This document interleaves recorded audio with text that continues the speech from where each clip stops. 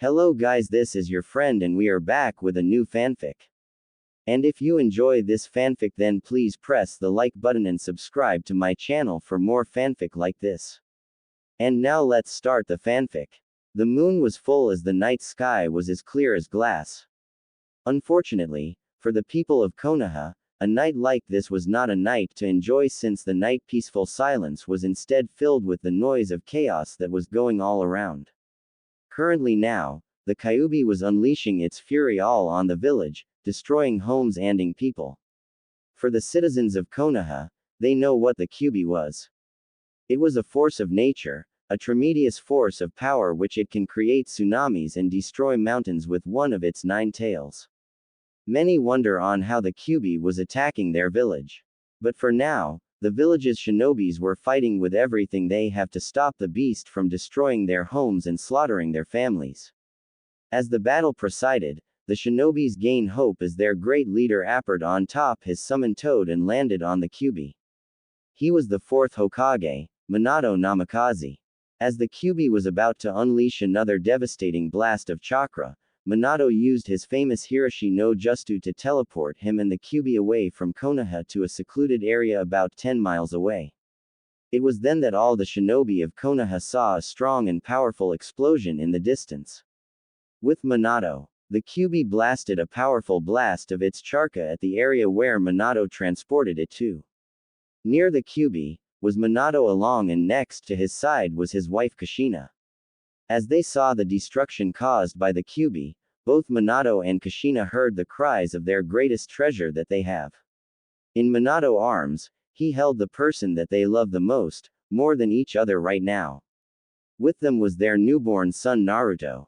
Even thought Minato and Kushina were both happy their baby was alright. They both knew that if they don't stop the Kyuubi now, their precious legacy would die here and now.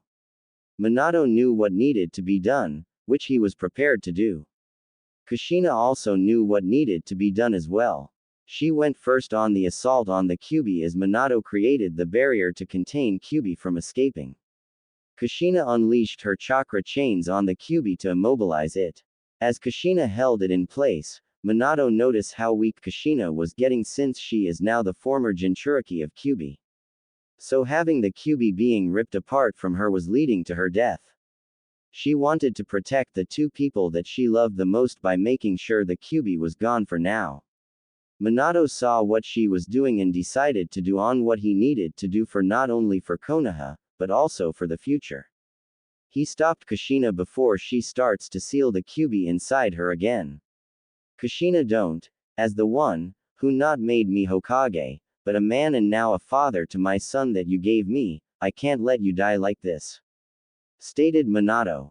But, minimum. Auto, this is, the only, CC can be, sure to, save the, both of you, gasped Kushina.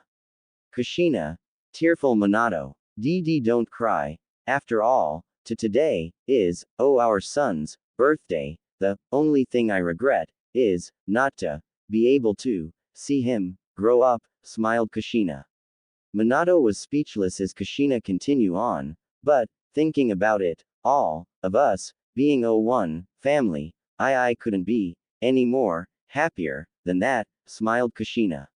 Minato was silent for a moment, until he had a look of determination on his face.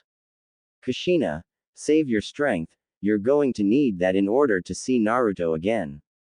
Stated Minato. Kushina was confused until Minato said, I will seal your remaining chakra inside Naruto with the Hake Fuin. Then I will take the Kyuubi down with me with a jutsu that a non-Jinchuriki can use, Shiki Fujin. He stated while gently placing Naruto on the ground. Kushina was afraid of this because, if Minato used the Shiki Fujin, then he would die. But Minato thought back on what happened earlier tonight and told Kushina on what he realized. It was because a masked man attacks Kushina that all this happened. He then thought about what Jiraiya said about the child of prophecy, that he was told, and he believed now that it was his son since he was born in this moment of time as the masked man attacked Kushina to release the Kyuubi. He told Kushina that he would seal the Yang half along with Kushina with the Hake Fuin, while he takes down the yin half with him in death. Minato started to create the hand sign, but before he could finish it, the Sandaime Hokage appeared behind him and knocked him out just before he finished the hand signing. Kushina was surprised to see the Sandaime here. Flashback. When Gamabunta landed on the Kyuubi, the Sandaime saw Minato getting ready to use his Hiroshi no Jutsu to teleport them to another location, where the Kyuubi won't cause any more damage. The Sandaime quickly went to the Kyuubi and touched its back, just in time as Minato teleported them to the area. There, the Sandaime saw Minato putting up the barrier to keep the Kyuubi contained. The Sandaime was ready to help out Minato, when he saw him bring forth Kushina and, from what he guessed, his newborn son. He heard Kushina going to sacrifice herself to save Minato and Naruto, but the Satobi heard on what Minato said he was going to do, and overheard about the masked person attacking Kushina. Sarutobi heard on what Minato said and couldn't help but agree with the decision. Of course he had other plans since now he knew that Minato needed to live, as well as Kushina so they can truly be with their son. The Sandaime was ready to use a special jutsu that he learned for such equation like this ever came up. Unbeknownst to everyone, the third taught himself a bit of Fuinjutsu in cases of emergency. He decided to use the same jutsu as well on the Kyuubi to spare Minato, as well as use another jutsu that would save Kushina's life since he knew that their child would need them in order to one day be able to fight the masked man. End flashback. The Sandaime appeared and knocked out Minato with a nice chop on the back. Kushina was surprised to see him here. Kushina was about to ask him, but was silenced when the Sandaime said that he would perform the jutsu instead as well as save her life. Sarutobi-sama, why you can't, the village needs you, panted Kushina. No, the village needs Minato more since he is young, while Naruto not only needs his father, but needs his mother just as much. I overheard everything on what Minato said, and I have to agree with this decision, but instead I would be the one to do it, stated the old Hokage. Kushina gasped in surprise, but before she can argue with him, the Sandaime spoke. Kushina, I'm old, I have just lost my wife because of the masked man. The only thing I could do now, as my final act is secure the future for not only your son, but for also the next generation, which you and Minato must help lead by raising your child. He stated as he started to perform the seals. The Sandaime unleashed the power of Shiki Fujin on the Kyuubi. He ripped apart half the Kyuubi's soul and sealed within himself. The Sandaime was amazed on how powerful it was since it numbed his body. As the Sandaime sealed the yin half of its soul inside him, Kushina made her way to Minato and got a bit of his blood to perform the summoning jutsu. She was able to summon Gamatoru, the sealing toad, to the battlefield. The Sandaime saw this and thought it was good timing, since he is running out of chakra himself because he started the Hake Fuin. The toad was surprised to be summoned like this. The Sandaime explained on what was happening, and gave him the key to the Kyuubi's seal. He accepted and went to Jiraiya to hide and explain the situation to him on what just happened. Once it was done, the Sandaime was ready to seal the rest of Kyuubi into Naruto. With that, the Shinigami, who had both the Sandaime and Kyuubi souls, was ready to devour both of them into his stomach, where they would battle for all time. But before that, the Sandaime used the last of his strength to perform one last jutsu, which he used the last bit of strength to heal Kushina's body from the Kyuubi being extracted from her. Kushina would now live, which was good timing since the Sandaime saw Minato starting to wake up. With this, I can leave both Konoha and the future to this family, since I know that they can shape and lead the next generation to a brighter future when the time comes. Thought the old Hokage as he died. Kushina was saddened that the Sandaime died in front of her eyes, but she was also very grateful to him since he not only saved her life, but her family as well as all of Konoha. She saw Minato starting to stir.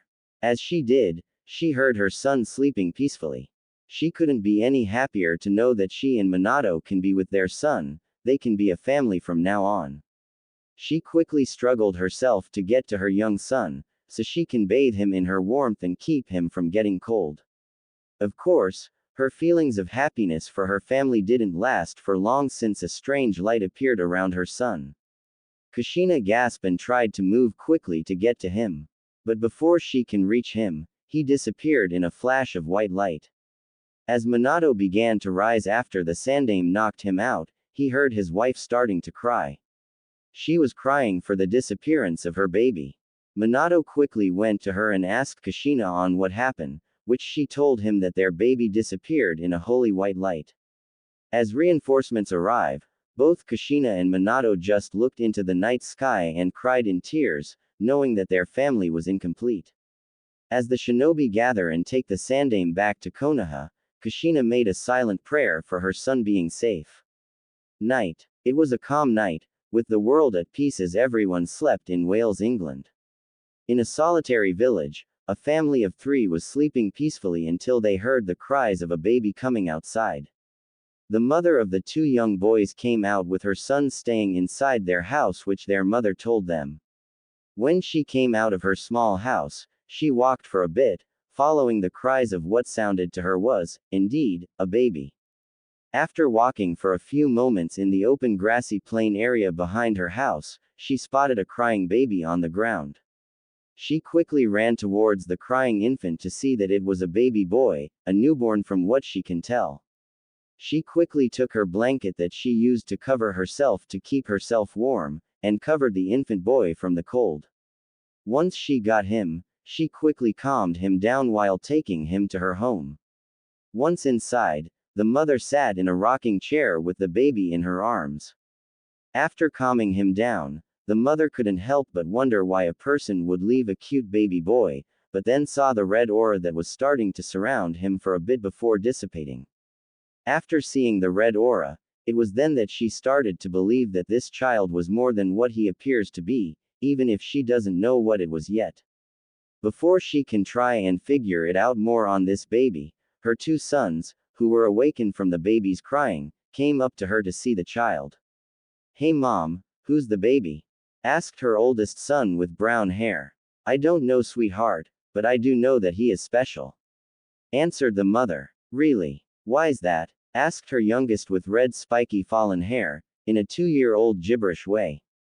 "Because he is both your new little brother," cheerfully replied the mother.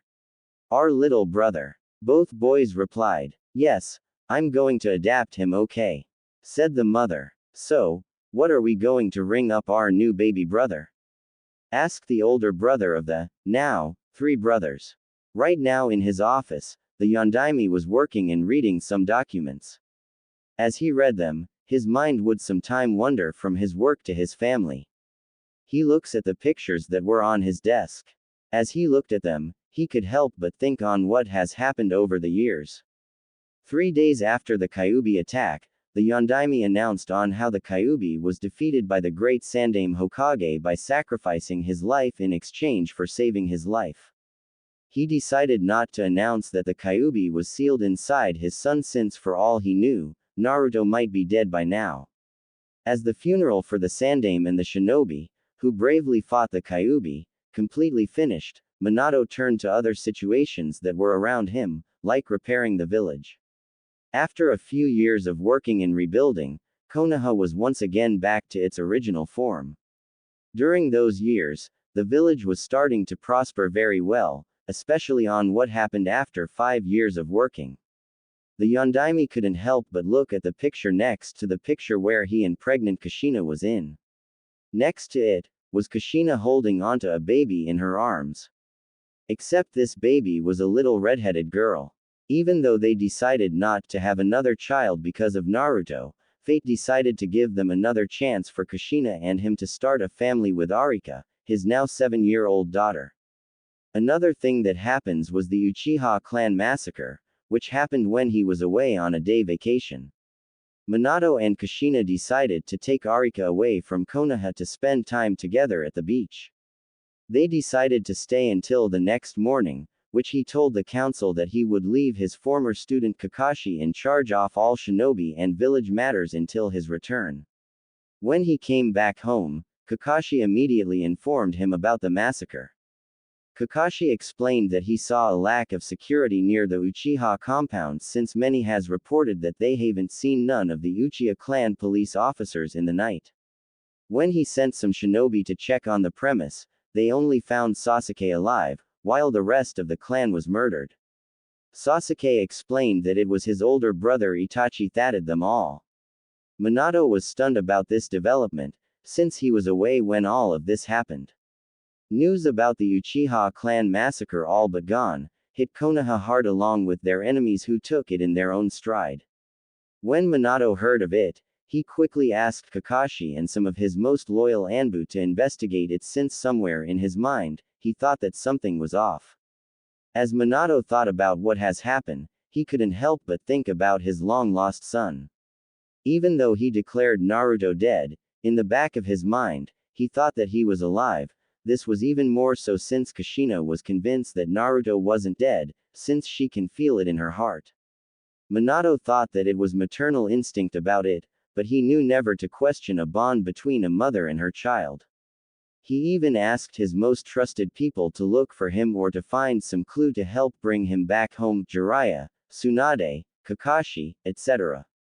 His thoughts were interrupted when he remembered that in a few days, the Genin graduation exam will commence. As he thought about the exam, he couldn't help but think of his own son. He believed that his son should be in this exam like the others in his age group. As he thought about it, someone else was thinking the same thing. Namikaze Mansion, currently making lunch for a little girl and her husband that was going to arrive for his meal soon, was Kushina. Kushina Uzumaki Namikaze, the wife of Minato Namikaze, the Yondaime Hokage.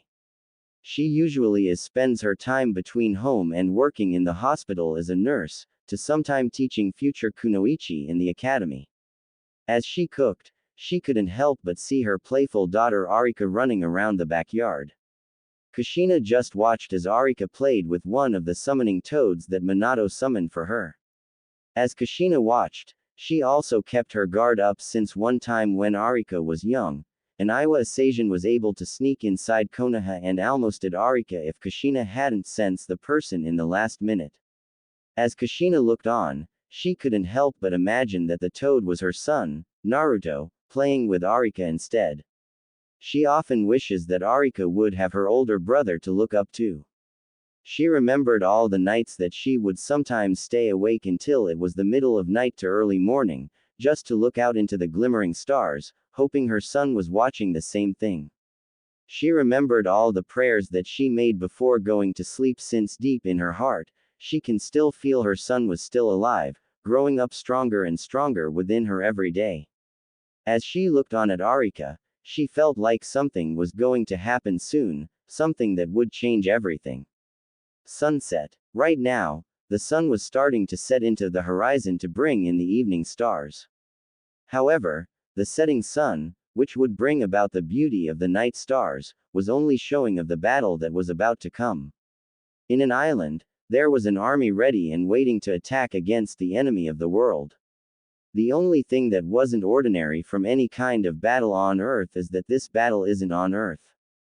The battle to end the war is in a magical world, where dragons, people with animal characteristic live, along with mages. This battle was against the organization that is trying to destroy the magical world and its residents. Leading this magical army was a hero to both human and magical creatures in the army. He was known as the most powerful mage, the one with countless spells. He was Nagi Springfield, but better known as the Thousand Master. He was, currently, assisting the last stronghold of the organization, Cosmo Entelequia. He was looking over the enemy's stronghold, also known as Ostia's royal castle, the Gravekeeper's palace. Not only was he looking at it, he was waiting for the rest of the magical army to show up. Along with him, were his most trusted friends who not only fought with him by his side, but were also known to be the most powerful men in the world, known as the group called Alla Rubria. With him were his good friends, master of the Shinmaryu style of swordsmanship, Kono Aishin. Next was Al, a masterful mage of mystery. His master, that looked like a kid but in fact over a 200-year-old demon, Zect. The next was one of two people to be his eternal rival, the man that is known to be invincible throughout the world, the legendary swordsman mercenary, Jack Rakan. Finally, his second rival, who not only at his LV, but is also his adapted younger brother, a young boy of 17 years of age who is not only known as the true Thousand Blades, but also a master of the Shinryu arts of swordmanship, but also called the Elemental Master, Thomas Springfield to most, but to his family and friends he is known as Naruto Uzumaki Namikaze.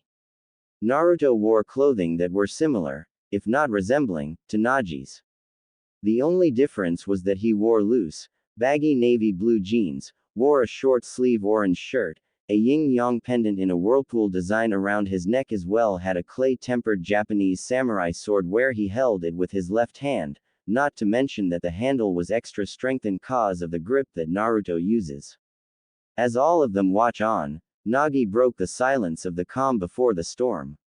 "They're so damn quiet, it's almost creepy," said Nagi as he looked on at the castle.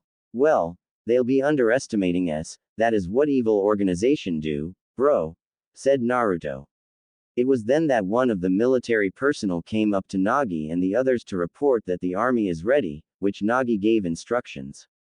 They then contacted another member of their group to organize the rest of the army, which sadly aren't here yet.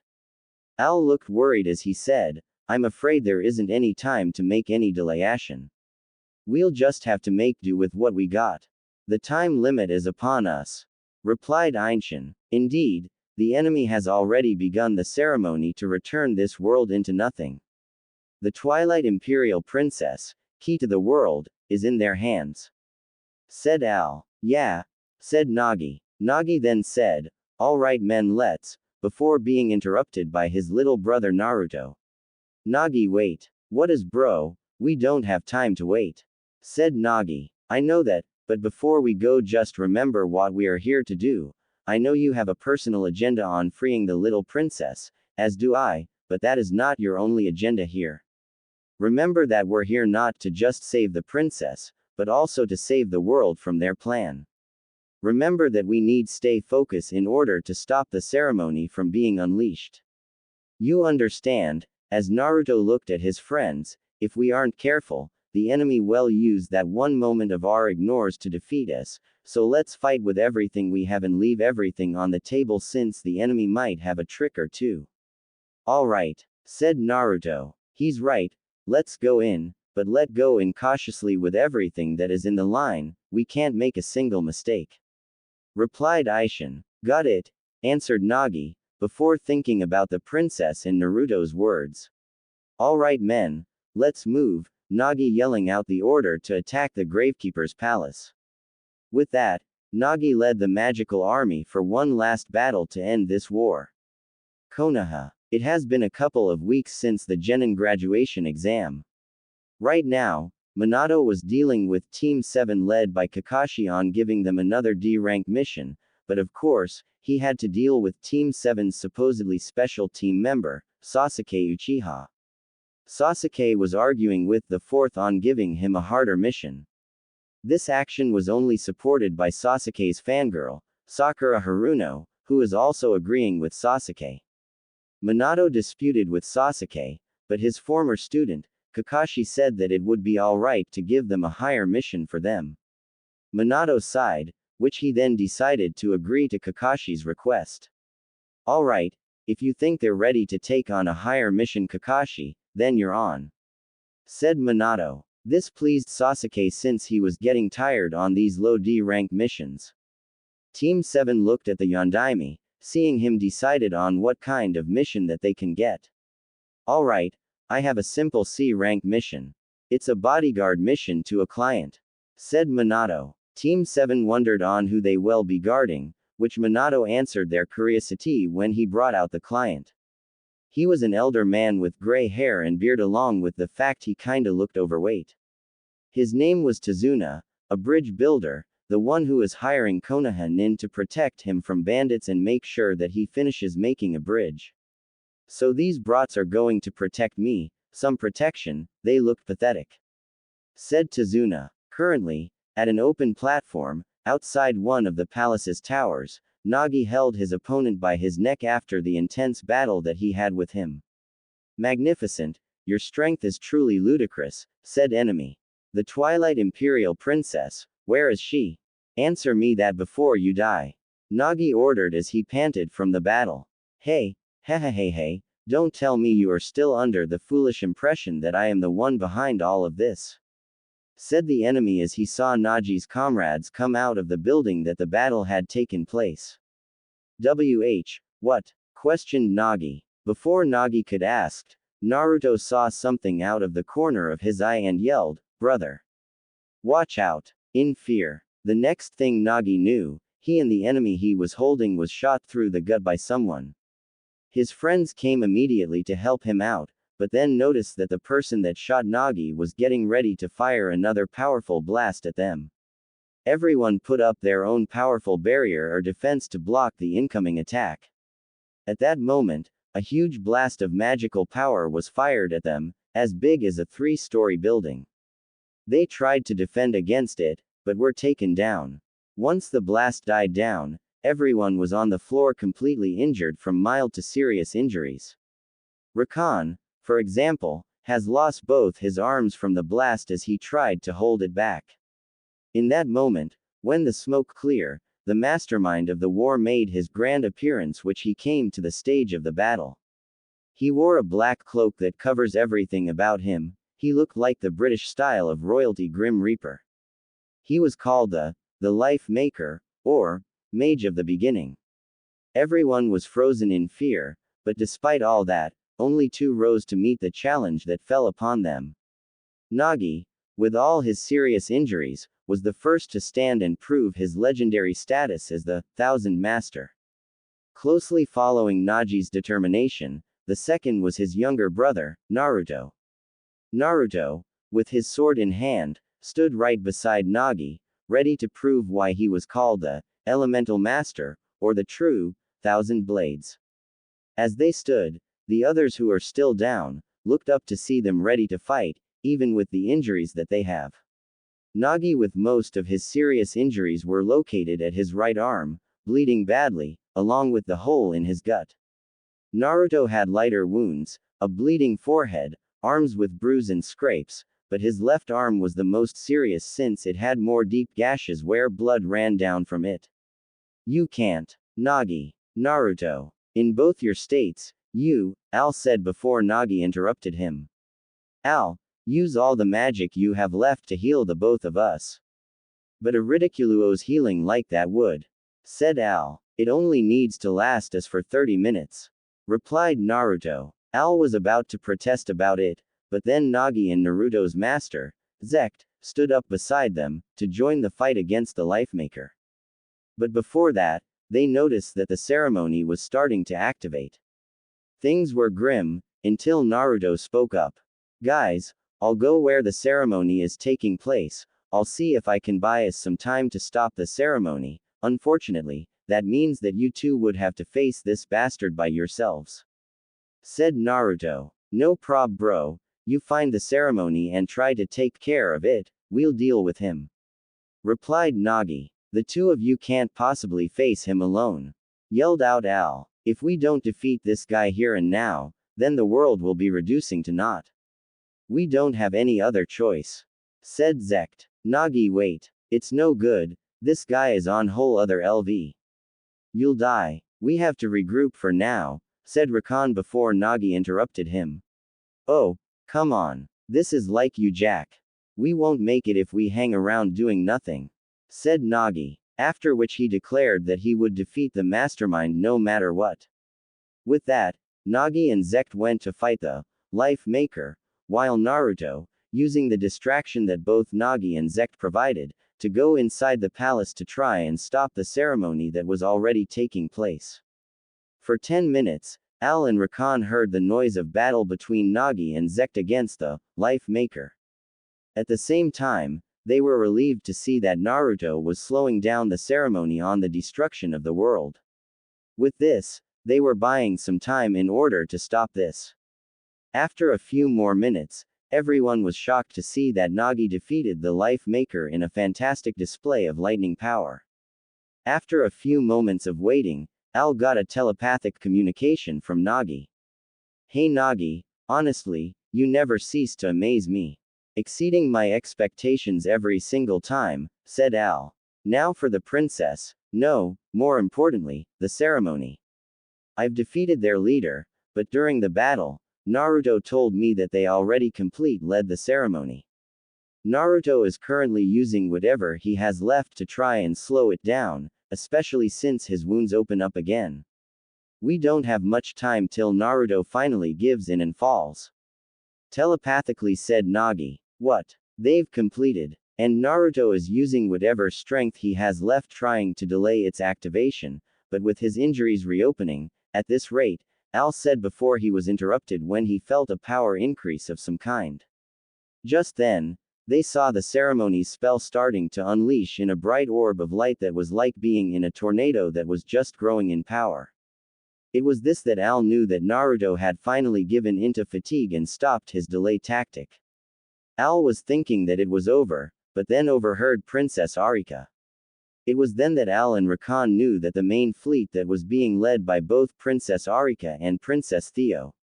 They ordered their soldiers to create a barrier to stop the ceremony. All of a sudden, their barrier collapsed, which indicated that there is something else in the ceremony. They all thought it was over until they heard a telepathic message from Naruto.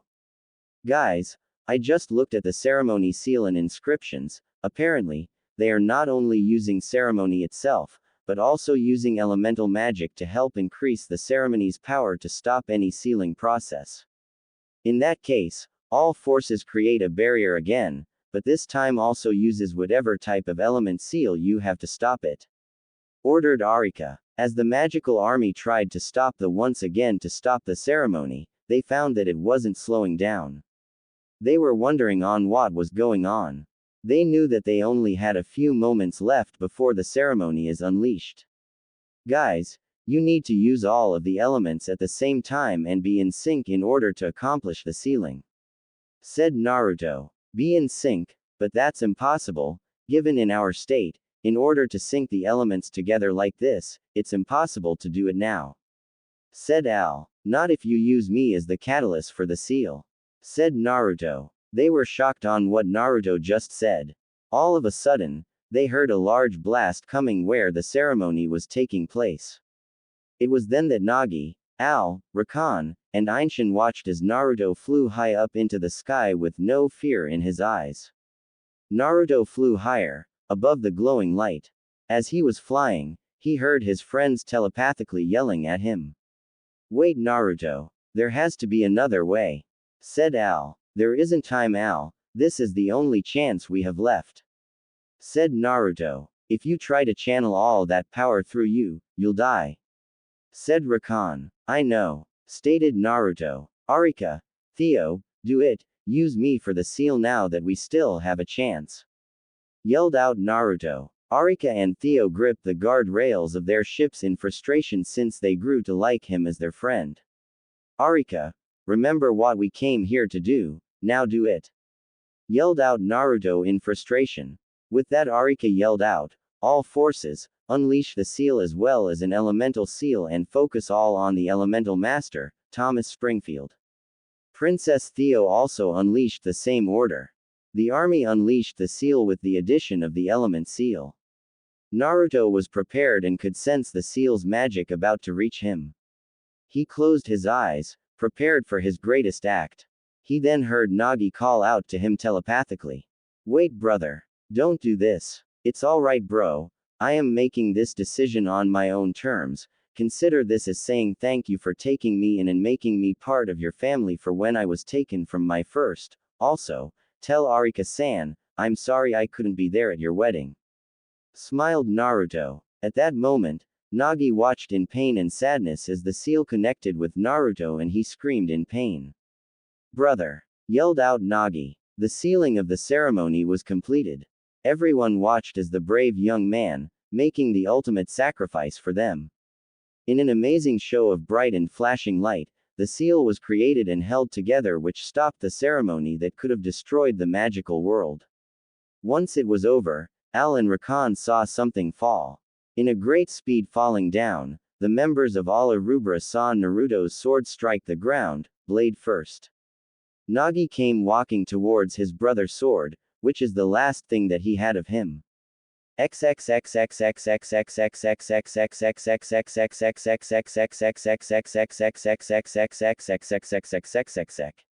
Naruto POV. Right when the seal struck him, he gathered whatever magical power he had left to harmonize all the elemental magic together to synchronize them. He felt so much pain when the sealing spell was activated on him that what felt like an eternity only lasted a few seconds. Once it was done, he then felt like he was floating in an endless void. So this is it, this is how it ends for me, HMPH, at least I was able to outdo my brother for once. Naruto smiled and thought, too bad, I wish I could have seen the look of shock on Nagi's face, it would have been a pleasure to see him so surprised like this. Said a mellow voice. I would have settled on finally outdoing both my brother and Rakan on our rival matches, Kurama. Said Naruto to the Kyuubi. Naruto, are you going to be okay? I know at this moment that we don't have much time to live yet, I wished you could have seen your parents for once in your life. Said another mysterious voice. I'll be alright, I'll be able to see them again, after all, where we are going, everyone will be going to the same place in the afterlife, I will wait for them when the time comes, Sarutobi Gigi. Said Naruto. Naruto was mentally talking with the Kyuubi and the Sandaime Hokage. He knew about them for a good few years now, thanks to his family and friends. Naruto, my time is drawing near, with you having little magic power left, my spirit can no longer stay in this plane anymore, but even so, I have to thank you, cause through your eyes, I was able to see a whole new world beyond my imagination, a world of possible peace and tranquility, even if it was for a short time. Said the Sandaime Hokage as he began to fade. See ya old man, I'll be following you in a moment, alright. Said Naruto. The Sandaime disappeared in front of Naruto as he too began to drift towards someplace. He looked to see a bright light getting bigger and bigger, driving the darkened void that was surrounding him for a while. As he began to go through it, he felt like he will be at peace now.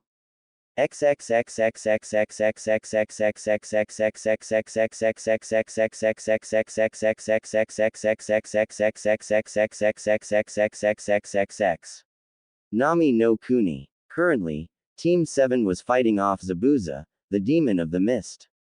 Earlier he and Kakashi had fought against each other, but were now imprisoned by Zabuza's water prison jutsu. After Kakashi was captured, Sasuke and Sai had no choice but to free Kakashi since without him, defeating Zabuza would be impossible. Zabuza unleashed his water clone jutsu at Team 7.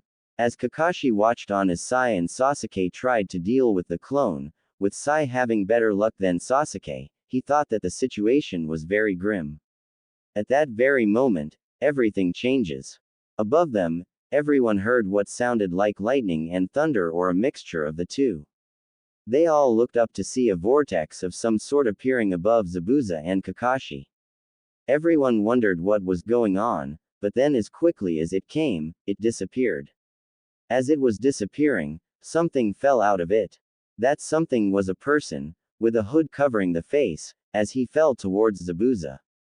Zabuza's attention was focused on the person that was falling down on top of Kakashi and him that he didn't notice a kunai was coming straight at him until it was at the last moment. The person dropped into the water as Zabuza's attention was back at his opponent.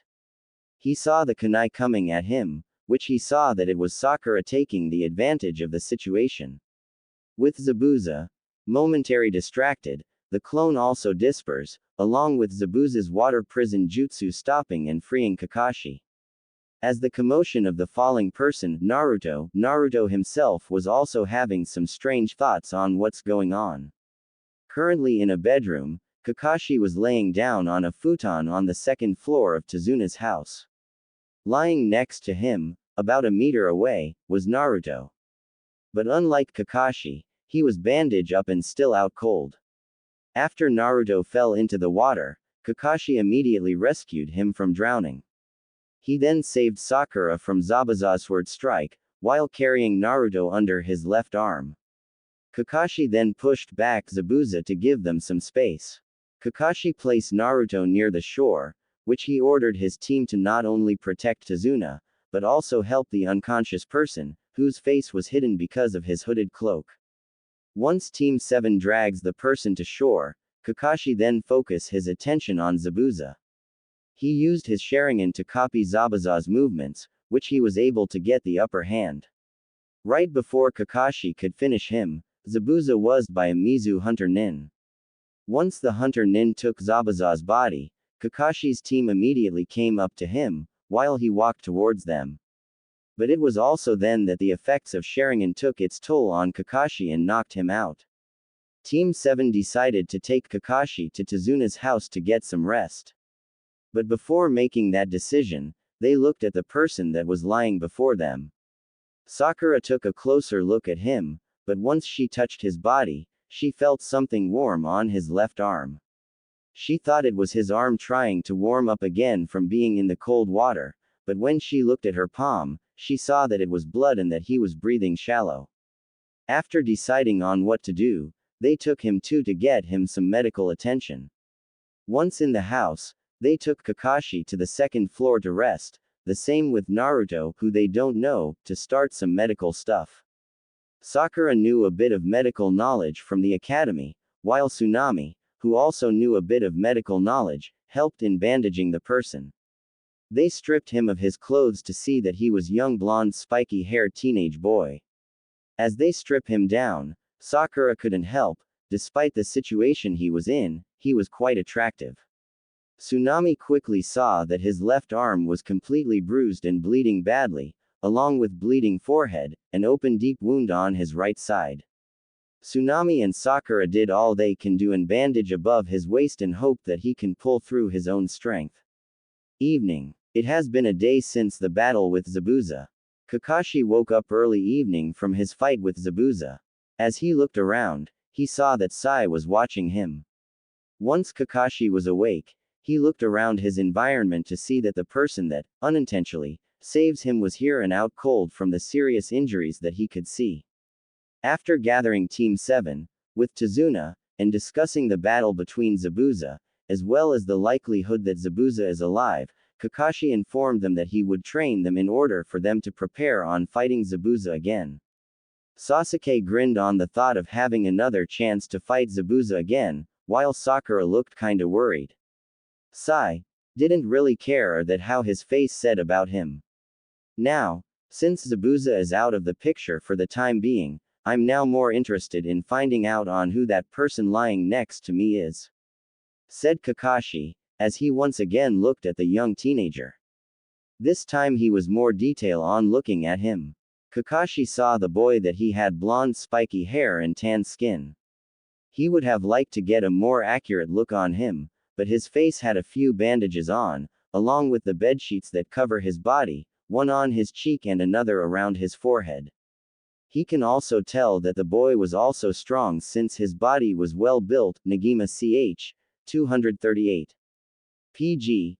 2 to see Naruto's body features. Of course he can also see some of the bandages that were on his body. After examining the boy, he looked at his team. Were you able to find out anything about him while you were treating him?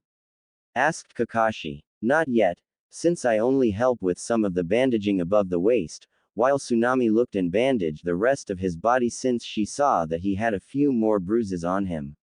I did ask Tsunami to give me his clothing so we can check if he had anything on him, answered Sakura, which she brought to Kakashi a few pieces of paper that looked like letters, which some were old and new, a pendant, and his boots. So that's all you've been able to find? What about his clothes? Sasuke asked. Yeah, that's all I found in his clothes. Tsunami put some spare clothing on him before washing his clothing since it was dirty and had dried blood on it, answered Sakura, until she snapped her head up a bit. Oh wait, Tsunami said as she was checking on him that he shouldn't be called a boy for some odd reason while she blushed a bit.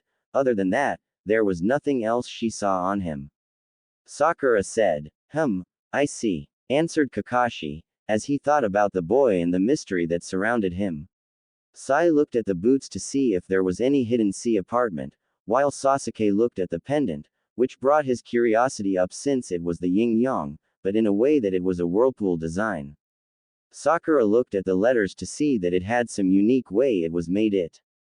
The letters written in Latin had two black horizontal and vertical lines near each edge.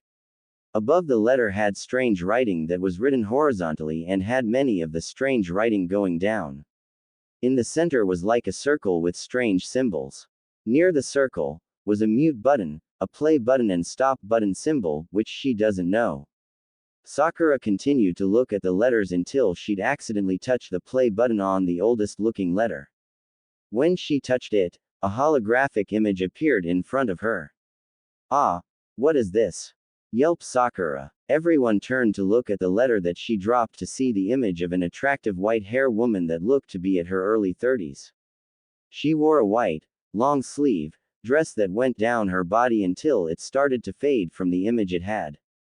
Just before they question on how an image appeared from a letter, the person in the letter started to talk. Hey sweetie, how is your training coming along? Even though I know you can take care of yourself by now, I can't help but be a bit overprotective of you since you're still so young, but as your mother I can't help it. I recently have gotten a letter from your older brothers as well. They seem to be doing pretty well, despite their being busy from what I gathered, especially with Nagi with what has been happening with him lately. I hope you send me a letter soon. Have fun and stay safe while you train. Bye my little sunshine, said in a sweet heavenly voice, but with a strange accent. It was then that the letter stopped and the image disappeared. As everyone stared at it, they couldn't help but wonder on how it spoke and from such a little thing. How did it do that? There is no way that a letter can have images appeared out of nowhere, but this one has images and it talked too. Asked Sasuke. Sai went to the letter to press the play button again to see that it was playing the same message as before, meaning that it was a recording. Sasuke picked another older looking piece of letter. He presses the same play button on the other letter. Another image appeared. Instead of the same woman, a young handsome pre-teen boy with red spiky hair going down that looked to be as old as Sire Sasuke. When Sakura looked at him, she couldn't help but think that this guy was even more attractive than Sasuke. Hey little bro, I got your letter the other day. I was amazed that you not only went to India but made past the Himalayas into China. But I'm more amazed that you actually found someone to teach you martial arts as well as basic swordsmanship. That's great, but hey, once you've gotten a little older or when you're gotten stronger, come and meet up with me. I'm sure Aishin, here, can help you train more in swordsmanship. With the same British accent. He was then interrupted by an older person that looked like he was 15 or early 20s appeared next to him. He looked straight-laced and serious, with short spiky hair and brown eyes. His face was narrow, but still looks handsome, even with glasses. He wore a black long-sleeve sweater and finally what looked like brown pants. Wait, what do you mean train him? I'm not going to take your 8-year-old little brother as my apprentice just because you say so, Nagi, annoyed Aishin. Don't be such an old bat, I just meant that you just show him some of your fighting style moves and spar with him to get better, that's all. I'm not asking you to train him in everything you know, just things that you are willing to show him. Nagi cheerfully said. Nagi then apologized with hand signals and then said, anyway, I'm still not sure about Aishin on helping you with your swordsmanship, but I know that my master, Zekt, would help you out on getting stronger, right master?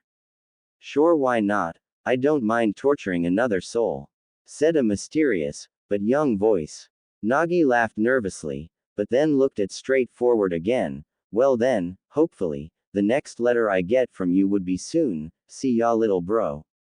OPS. Careful with those girls over there, since like me, you seem to attract girls wherever you go. Bye now Thomas, finished speaking. Once the letter was done, the miniature projection stopped as well and back to normal slip of paper. Kakashi and the others were now getting somewhere since they now gotten a few clues. First was that this letter was a couple of years old and that this teenager was 8 years old when he gotten it, almost 10 years ago they guessed. Second was that he was training for something, which they know that it was something with taijutsu and swordmanship in a place that they don't know. Third was that he had an older brother, but they don't look like each other, while the white-hair woman and the red-head teenage boy did with something things. Finally, the final clue was his name, Thomas. As they were thinking, Sakura decided to get more answers from the two final letters. She pressed the play button to see that it was the redhead, but older now, like nearing 18 to 19-year-old. Hey bro, listen, I know that things lately have been going hard on all of us, but now is not the time to be soft. We have important work to do. Once you completed your work, come and meet up with us at the capital. Well, use the information that you were able to gather to unlock the mysterious of Cosmo Intellicia. Okay bro, see you soon. Sirius said Nagi. As they thought about it, their thought were on, who was Cosmo Intellicia since they never heard of this organization. Kakashi asked Sai to press the final letter to see that it was newest looking one of all the four. The next one revealed a tall beautiful young woman, 18 to 19 years old, with blue eyes and long golden blonde hair that fell past her waist. Even though she looked beautiful, she had a very serious face and from what they can tell a strong will. Listen, the next attack from the enemy forces is going to attack in 3 separate divisions. Nagi and your friends will be leading the attack head-on, while you are going to sneak around them and take out any surprise attack that they may have. Once you done that, meet up with Ala Rubra to continue the attack. Hopefully, if we push them hard enough we can get them to surrender or at least have a ceasefire with their forces. Remember, you'll be facing an army of a possibility of 5,000 forces out of the 25,000 that we'll be facing if the information is correct. Also, your brother has asked me to give you this message. I hope to see you in the front lines. That's all. Good luck, Naruto. When the letter finished its message, they couldn't believe on what they just heard. For one, this young man was going to or has fought about 5,000 soldiers by himself, even though he looks to be young. As everyone was thinking about it, they turned to look at the young man and wondered on who he is. But for Kakashi, there was one thing that was really bothering him. As last message finished, and heard the woman say, Naruto. He was beginning to have a lot of thoughts about what is going on. It was around this time that Naruto started to wake up from being out cold. He started to struggle a bit from the sheets that were placed on him. Everyone looked to see that he just woke up and started to move. Sakura quickly went to his side, while everyone looked on to see if he was alright. As she tried to keep him from moving, Naruto opened his eyes a bit to only see a blur of pink in front of him. Why is there a cherry blossom in heaven? Struggled Naruto, before he fell back to sleep again. Even though it was for a moment, Sakura was able to see his eyes open up a bit to see that it was sapphire blue. Once he went back to sleep, Sakura couldn't help but really look at him, imagining him without bandages. As she looks at him, she can see the scary resemblance between him and the Yondaime Hokage. She decided to speak up about it. Everyone, right now, was eating breakfast. Kakashi was well enough to eat something, but still had problems moving on his own strength, which he needs crutches to move around. Today, Kakashi is going to put his team on a new training exercise since he knew that they needed to get stronger in order to face Zabuza. Once they finished eating, Kakashi told his young genin team to get ready for training. Sasuke was more than happy since he wanted to get stronger, you all know the reason. It was then before leaving Tazuna's house, that Sakura decided to check on Naruto. I'm going upstairs first to see if that boy is alright, he may have woken up, again by now. Alright then, once you checked on the boy, we'll go and start on your training since we need to prepare if Zabuza returns again. Said Kakashi. Sakura nodded in agreement, which Tsunami said that she will also go to check on him to see if his bandages needed changing. By the way, Sakura, why are you wearing the boy's pendant around your neck? Sai asked curiously since he has seen her wearing the pendant around her neck all morning long. Just because I feel like it and that it would look good on me, plus I want to make sure it stays safe. answered Sakura. It was then from behind her, everyone heard a voice. Oh really? Wouldn't it be safer around my neck since it is mine? Everyone turned to see that the young boy was up and about and looking fine. He was wearing his clothes that Tsunami had cleaned and left next to him, except for his hooded mage cloak. Sakura blushed a little, since she was seeing him up close, without the bandage on his face, to him and had to admit again that he was attractive. Everyone was stunned to see that the boy was able to walk. Considering the injuries that he should be out and unable to move for a week without medical attention. It was then at this point that Tsunami got her act back together and quickly made it to him. Wah, what are you doing? You're seriously injured. You need to lie down and rest or you're going to reopen your wounds again. Ordered Tsunami. It's alright, I'm fine now. Answered Naruto. No, you're not fine. You need to get these clothes off and get back to bed because of the injuries on your arm and deep wound near your waist. Complained Tsunami, as she tried to move Naruto back upstairs. But Naruto just held back Tsunami to remove his shirt to reveal his chest. Everyone was shocked to see that the wounds on his left arm were almost completely healed up, and the deep wound was only showing bruise signs. I heal ridicules ly fast. Wounds like this will be healed up in a day or so for me. Said Naruto, while thinking, that's because of Kurama and my magical power helping me out. He then looked at Sakura and sticked out his hand in front of her. You mind giving me back my pendant, little girl? Asked Naruto. Sakura complied and removed the pendant from her neck, which Naruto took it back in place around his neck. He then asked on who bandaged him up, which Tsunami and Sakura answered that they did. He thanked them for helping him out, but asks if Tsunami is the one that changed his clothing. Tsunami blushed a little, agreed that she changed him, which he said thank you. He looked around to see the people that were seating in the kitchen. He saw Kakashi, Sasuke, Sai, Tazuna, and Tsunami's son, Inari, which of course, he didn't know. As he looked around the kitchen dining room, his attention was drawn more to Kakashi, more precisely his headband that acted as an eye patch.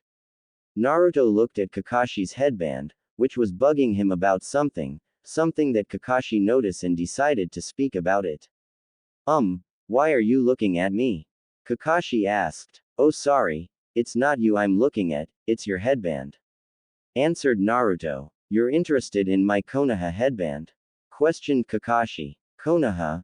Muttered Naruto. It was then that Naruto gone wide-eye, as he remembered now on why Kakashi's headband was familiar to him. It was the leaf symbol that he remembered on what the Sandaime told one time. Flashback. Right now, a 15-year-old Naruto was awake, on guard duty while his brother and friends were sleeping for the night. He was the first watch on, keeping a lookout as everyone slept. As he looks up to see the stars, the Sandaime Hokage appeared next to him in his ghostly figure. Beautiful night tonight, huh Naruto? Said Sarutobi. Yes it is, if it wasn't for the threat of war, I would really enjoy it more. Stated Naruto. Yes, how unfortunate that the magical world is dealing with this problem. I sincerely hope that war doesn't break out since we still need to try to find a way back home. Said Sarutobi as he holds a ghostly smoking pipe, not lit. Yeah, hey Gigi, if I ever do get back home, how the hell will I even know which country or village to go if I don't even know the place? Asked Naruto. Well, I'll be there to help you since I used to live there and know a lot of the terrain. But I think I should tell you just in case if I chose to finally rest in peace or something else comes along. Answered the old Hokage. Sarutobi told Naruto that his parents live in Hai no Kuni, Fire Country, in a village called Konoha. He explained that if Naruto ever runs into a Konoha shinobi, he should ask him for directions if the person was on a mission or follow the person back since following him would lead him home. He described to Naruto on what a Konoha symbol looks like on the ground. Now, once you finish making a right triangle, erase the side line and add a swirling circle starting from the top and spin it around clockwise into a whirlpool. Stated third Hokage. Like this? Questioned Naruto. Once Naruto completed it, Sarutobi nodded in agreement and said, "Good, just like that."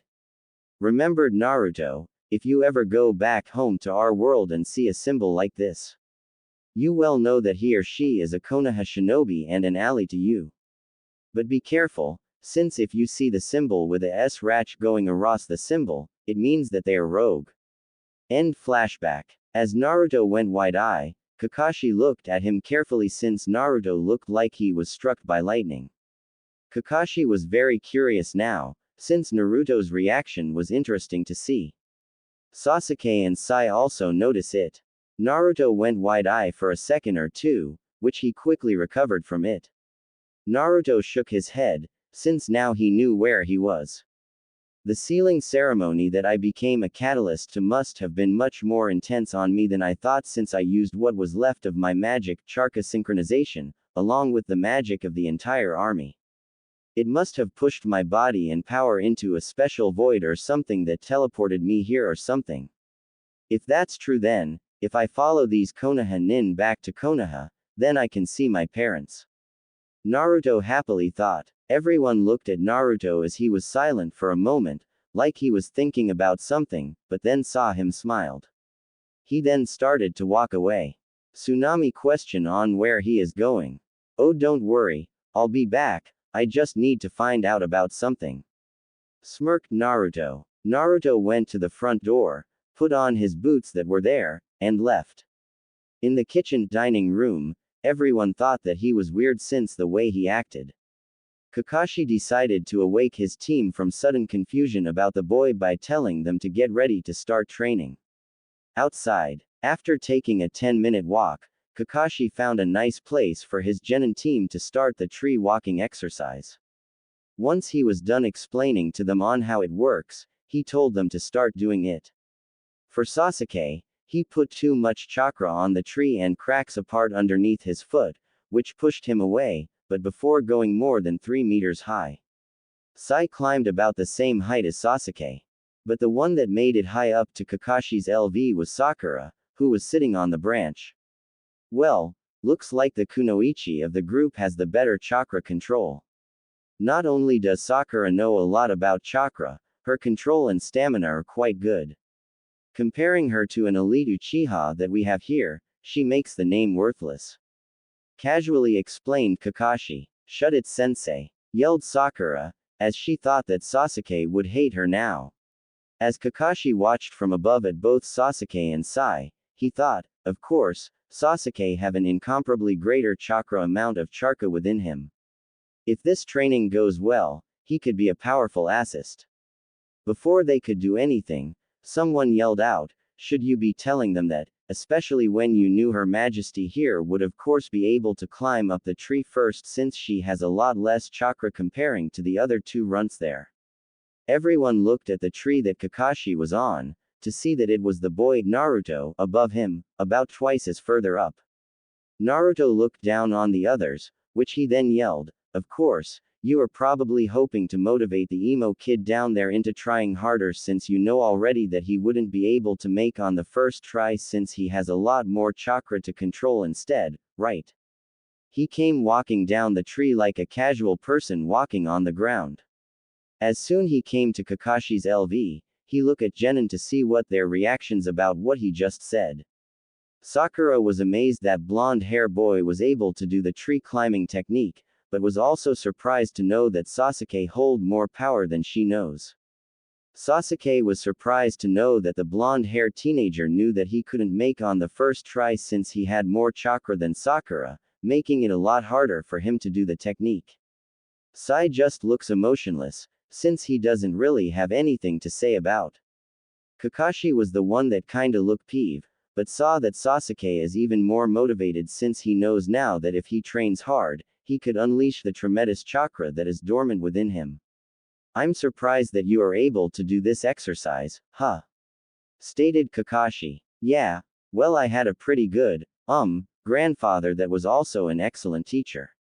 Naruto smiled, as he thought of the old man.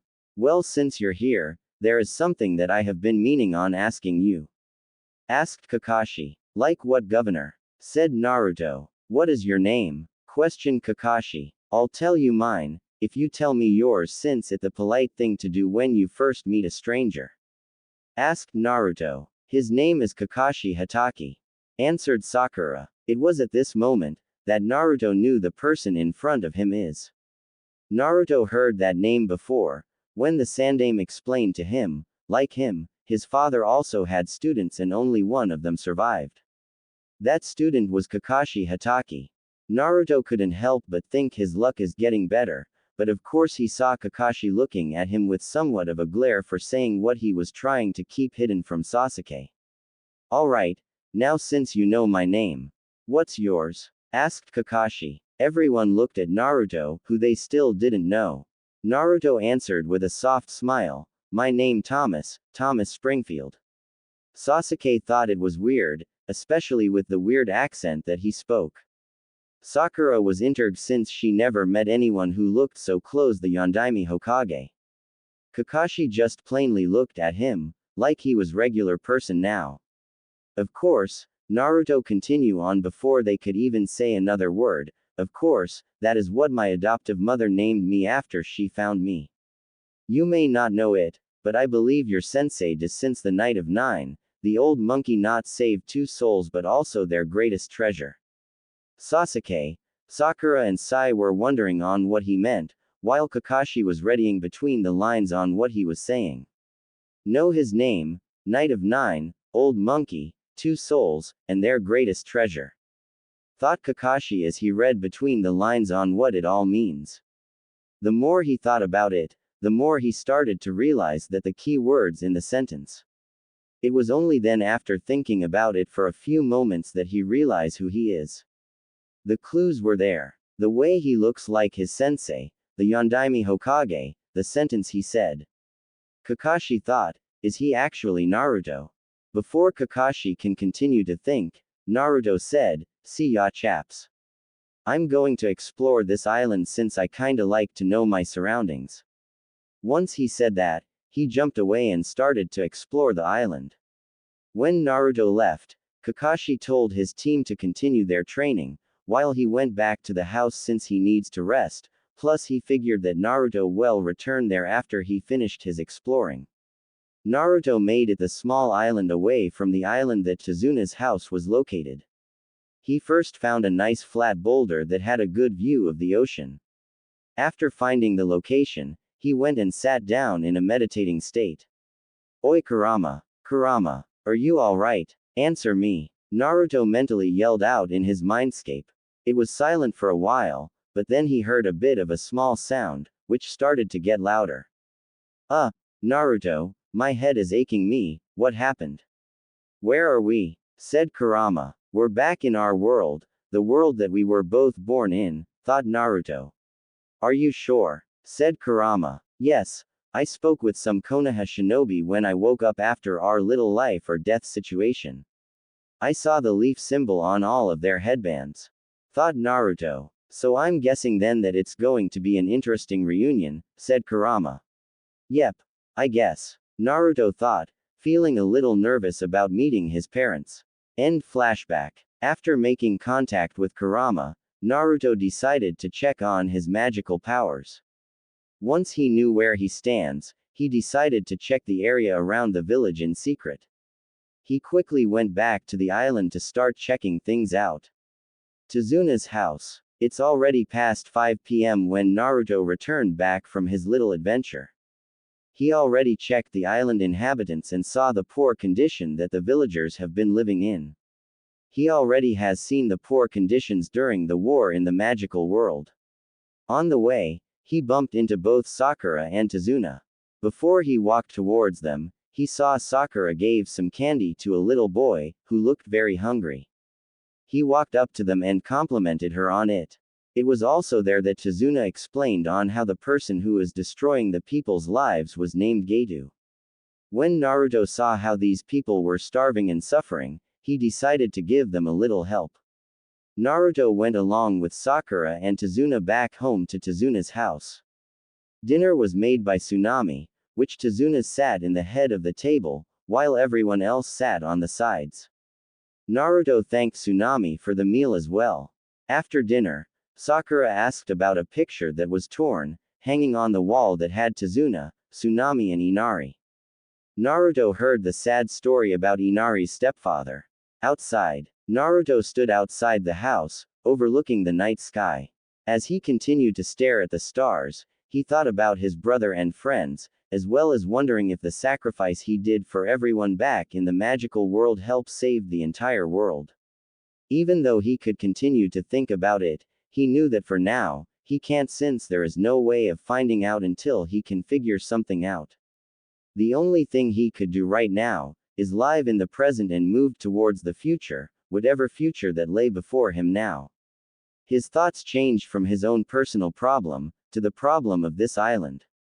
He remembered what Inari said earlier today at dinner. "Are you stupid? There's no such thing as a hero." With careless and disgusted voice, Naruto thought back at how his brother as well as all his friends from all Arubra. "You're right, kid. Heroes aren't born, however, they are made by the people that they hold dear in their hearts, as well as knowing when right thing to do needs to be done like your dad did. I think it's about time that this place starts believing in again when you take up your father's legacy, kid." Naruto thought as he smiled. Naruto knew what needed to be done first, so he was about to go, when he sensed someone watching him. He knew where the source was located, so he just stood there at his spot to speak. "You know, if you're going to watch me, I suggest you do a better job than that, right, Kakashi-san?" Out of the shadows, Kakashi appears behind him, which he doesn't move to see him. Of course, he could sense him thanks to the powers that he was able to gain when he learned to control Kurama. When Kakashi stepped out, he looked at Naruto, in the moonlight. For a moment or two, he could have sworn that he is seeing his sensei's back. After Kakashi came up towards Naruto, while both of them staying on neutral mode. They stood there for a few moments, until Naruto spoke up. What is it? The way you're looking at me right now is kinda creepy. Is there something bothering you right now?" "Yes, on what you told us earlier today. Even though it was cryptic, you explained it a way that only I would understand." "If I'm right, then, are you really?" stated Kakashi, until Naruto cut him off. "Yes, I am.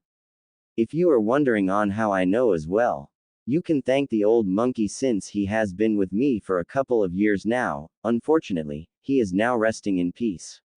Sadly smiling Naruto, Kakashi was finding all this hard to believe, since Naruto has been missing for 12 years, without so much as a clue to where he can be. And the only reason he knows this is that his sensei, the Yondaime Hokage, had asked him to help him search for his son in secret. Before Kakashi can say anything, Naruto spoke up. "If you're wondering where I have been for all these years, which I am wondering how long it's been here, we can talk about it another time. Right now, I got some things to do, so good night." After which, Naruto started to walk away from the porch and away from the house. Kakashi would have gone, but he was still on crutches, so he can only do was watch him go and start thinking about on what to do about this new situation, along with the situation with Zabuza and Gedu. Morning. It's been 6 days since the encounter with Zabuza. During that time, Kakashi was recovering quite well, while his genin team has improved on their chakra control with the tree climbing exercise. But what was surprising for not only them, but also everyone in the village, was the fact that someone or something came into the village, and suddenly left everyone in the village, food provisions, mostly rice, fresh vegetables, and fruit, in front of everyone's homes, enough for the people living inside to get by for 2 days. This went on every 2 days, for the entire week. Everyone wondered on who kept coming here and giving them these gifts for them not only to eat but also to feed their families. Naturally, the people were wondering on who it was. Kakashi had a pretty good idea, but he couldn't prove it without some sort of evidence, especially considering on what it requires for this to be true or not. It was early in the morning on the 6th day and Naruto was sleeping on plain grass, surrounded by trees. The reason he was sleeping there was because he felt like it, since it was starting to get crowded back in Tazuna's house. As he slept, there was someone else walking through the forest. Someone was walking around the forest, picking up plants and herbs for medical treatment. The person was young girl, 15 years, long black hair that goes past her mid-back. She had a beautiful face with lovely black eyes and wore a kimono with swirl designs. As she enjoyed the walk, she noticed that some of the birds that came around her gathered on another spot. She looked to see that there was someone lying on the ground with a hood covering his face. Once she notices the person, she can tell that the person was a young man. She quickly went towards him to see if he was alright.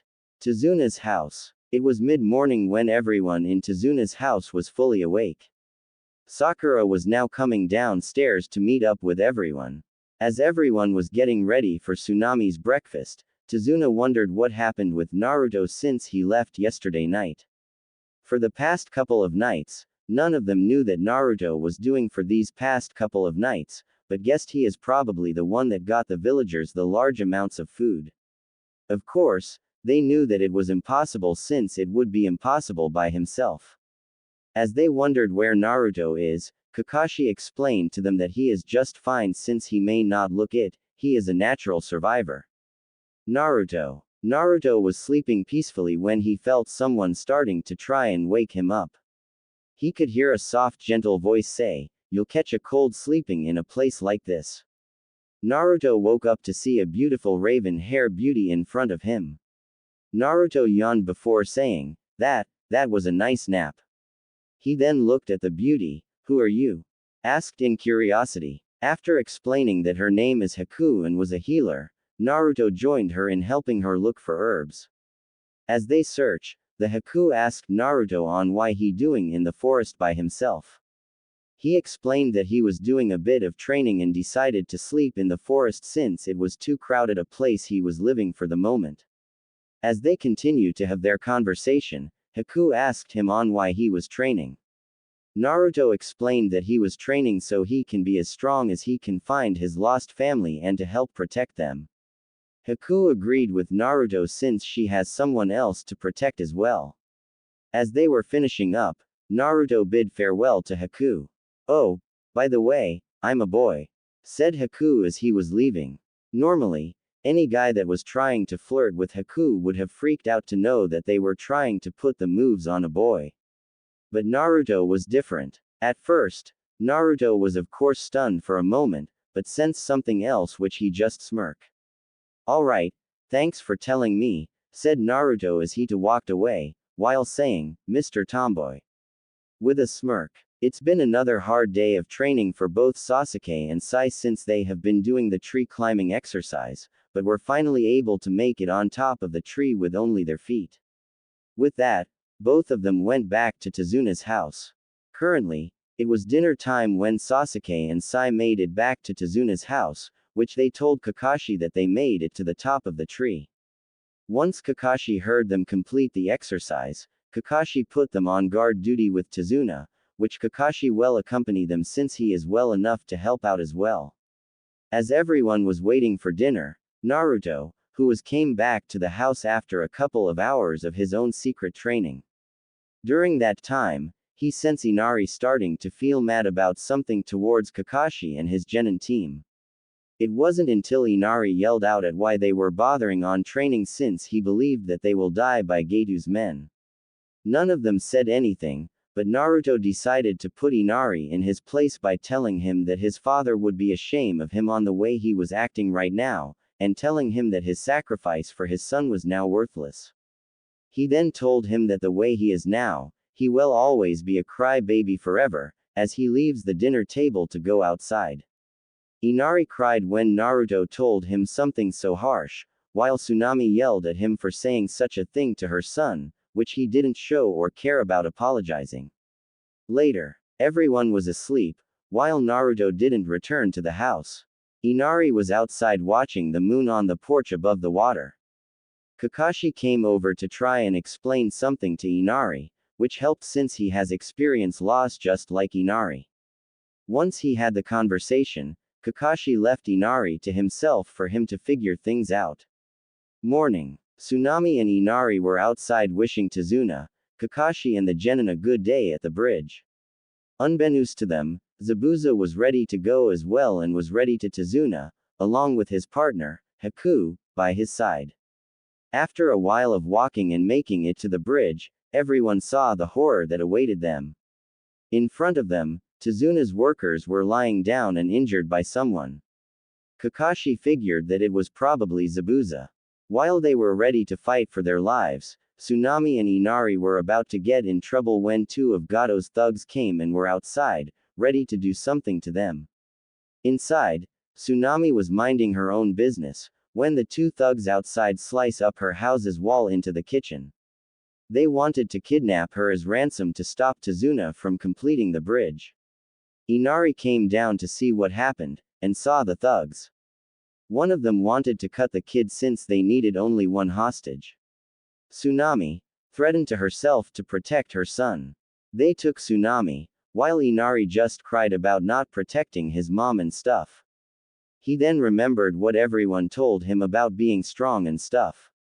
Once he made up his mind, he went to defend his mother. He ordered them to stop and let her go, which he then ran towards them to knock them out. Tsunami tried to stop him, but the two swordmen pulled out their swords to cut an Inari. But right before they could reach each other, both the swordsmen were thrown off over Inari and knocked away towards the house. Inari wondered what happened, as well as Tsunami. They then heard, "Good thing I was nearby or otherwise you would have been in a troubling situation." Both Tsunami and Inari looked behind them to see Naruto standing behind Tsunami. Both the swordmen were surprised to see him here. Both of them draw their swords out from their sheaths, which Naruto walked past Tsunami and Inari, as he was ready to fight them. A few seconds later, Naruto was now standing on top of both swordmen, who were knocked out. Naruto just took them out so fast, that Inari and Tsunami couldn't believe how fast he was. Once he explained something about why he was back at their house, he congratulated Inari for acting brave, since now his father must be proud of him. Once both the thugs were tied up, Naruto left Inari and Tsunami to take care of things here, while he went to the bridge to make sure that everyone was alright. Bridge. Back on the bridge, everyone was on full gear when Zabuza and his partner, the fake masked Mizu Anbu, surprised in their arrival within the hidden mist that Zabuza created. First Zabuza created a few water clones, which Sasuke took care of in an instant. Zabuza was somewhat impressed that Sasuke improved in speed and power. Haku was then ready to face Kakashi and his team. Sasuke said that he will take care of Haku, while Kakashi would face Zabuza. Sasuke and Haku first fought with their shinobi tools, Sasuke with his kunai while Haku fought with Senbon needles. They were dead even and after a while, they were deadlocked with their ninja tools. Not bad, but I don't want to you, of course you won't stand down, will you?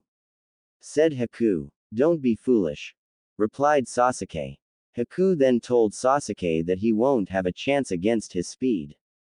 Haku also explained that she has got two advantages, with the water for the water clones was around them. The other is something that Sasuke and the others didn't know it could be done. Haku went to perform a jutsu with one-hand signs, which Sasuke or anyone else couldn't believe that it could be done. Around Sasuke and Haku, Haku performed a large-scale needle attack made of water. Sasuke was able to dodge the attack by remembering his training. Once Haku's water needle attack missed, Haku was put on to the defensive, which she was kicked back by Sasuke, back to Zabuza's side. It was then at this time, that Zabuza told Haku to stop playing around. Haku began to release a large amount of chakra, which everyone could tell that something big was coming. Haku unleashed his secret jutsu, demonic ice mirrors. Everyone was stunned that a small doom was made of ice appeared around Sasuke. Haku stepped into the ice, which shocked everyone as he merged with it. Kakashi ordered Sakura and Sai to protect Tezuna, so he can help Sasuke. Unfortunately, Zabuza was there to stop Kakashi from helping Sasuke. Since he did, Zabuza will Sakura, Sai, and Tezuna. Sakura and Sai formed a plan to help Sasuke by Sai going into to help him, while Sakura would prove a distraction, while giving Sasuke a kunai to help protect him. They went with the plan, but Haku caught the kunai, while Sai was able to get inside the dome. Once Sai was inside, Haku attacked, which Sai used his Nagato sword to block most of the Senbon strikes that came out of all the mirrors. Unfortunately, some Senbon attacks went through and hit both Sai and Sasuke. While Sasuke and Sai fight for their lives, Kakashi was in the middle fighting Zabuza on his own. The hidden mist was so thick that Kakashi couldn't use the Sharingan very well, while Zabuza had an advantage since he can fight with sound alone. At one point, Zabuza attacked Tazuna and Sakura, but were saved thanks to Kakashi while taking a somewhat nasty wound. During the battle, Sasuke was beginning to awaken the Sharingan, which helped in dodging and attacking Haku. Even though the Sharingan helped Sasuke, Sai wasn't able to keep up with Haku's speed and was brought down. Right now, it was now between Sasuke and Haku. After battling it out, Haku put Sasuke on his knees, which Sasuke couldn't do anything since he was completely injured. The mist was able to blow a bit to let everyone see the finishing blow that Haku was going to give Sasuke. "It's over," muttered Zabuza as he stares at the ice dome. "Sasuke-kun," yelled Sakura. "Sasuke," thought Kakashi as he sees Sasuke's demise in front of him. Haku came out of the mirror, with Senbon needles in hand, while Sasuke watched in fear as Haku was about to stab him. It was then that everything changed. Right before Haku can even strike Sasuke, her arm that had the Senbon needles was stopped. This surprised everyone since some of the mist was still blinding, so no one can tell what happened. Haku and Sasuke looked where Haku's arm was caught by someone else's hand. Sasuke thought it was Sai, but then revealed that the person that caught Haku's hand was coming out of Haku's own ice mirror. "I am impossible. What kind of jutsu is this, to catch my arm from coming out of my own ice mirror?"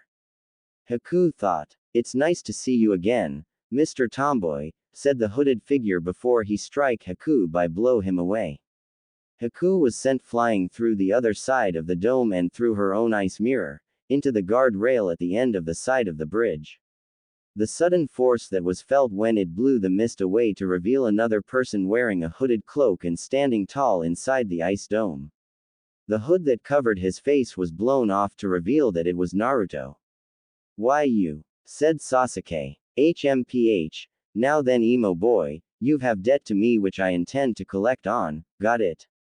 Smirked Naruto. Naruto stood tall in front of Sasuke inside the dome, as he looked where he thrown Haku outside the dome. Haku struggled a bit, but got herself up on her 2 feet. As soon as Haku was on both her feet, the mist starting to cover the area again, which Haku thought it would be better for her to fight in. When Kakashi saw Naruto appear out of nowhere and saved Sasuke from death, he was very grateful, but also now curious to see on what he can do. Sakura and Tazuna were pleased to see Naruto appear in front of her even though they knew him as Thomas. Zabuza was stunned to see someone was able to catch Haku, when he was at full speed. Of course, both Kakashi and Zabuza immediately brought back their attention to each other. Haku and Naruto stood in front of each other, while having a hard time looking through the thick mist. For Haku, having the mist cover the area was a good thing since she can use the water on the bridge and mist to help her attack Naruto. Haku used her ice mirror jutsu again to try and get behind Naruto. Sasuke looked back as he saw the puddle of water that was in front of him freeze into ice. In an instant, Haku came out from behind Naruto, which Sasuke would have tried to warn him, but was too weak to say it fast. Haku had her Senbon needles in front of her, ready to put down Naruto since she needed to end this battle quickly to help Zabuza.